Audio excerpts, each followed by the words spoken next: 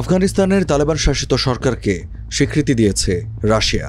৩ জুলাই কাবুলে আফগানিস্তানের পররাষ্ট্রমন্ত্রী আমির খান মুত্তাকির সঙ্গে বৈঠকে রুশ সরকারের এই সিদ্ধান্ত আনুষ্ঠানিকভাবে জানান রাশিয়ার রাষ্ট্রদূত দিমিত্রি জিরনভ।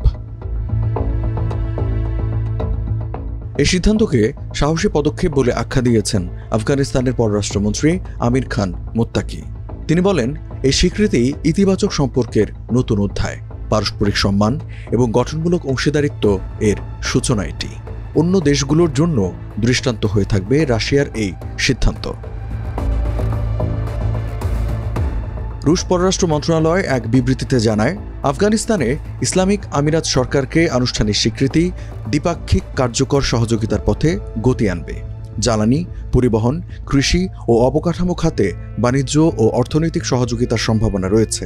সন্ত্রাস ও মাদক চোরাচালানের বিরুদ্ধে কাবুলকে সহযোগিতা অব্যাহত রাখবে রাশিয়া।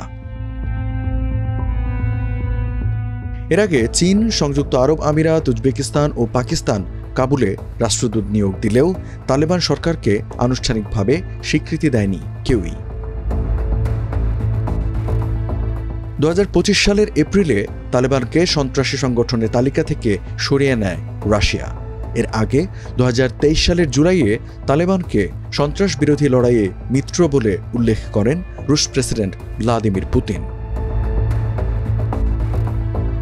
2021 সালের আগস্টে ক্ষমতায় ফেরার পর থেকেই আন্তর্জাতিক স্বীকৃতি ও বিনিয়োগের জন্য চেষ্টা করে যাচ্ছে তালেবান সরকার, যদিও মানবাধিকার লঙ্ঘনের অভিযোগে তারা আন্তর্জাতিকভাবে সমালোচিত। 2022 সালে তালেবান সরকারের সঙ্গে প্রথম আন্তর্জাতিক অর্থনৈতিক চুক্তি করে রাশিয়া, যার আওতায় আফগানিস্তানে তেল, গ্যাস ও গম রপ্তানির সিদ্ধান্ত হয়।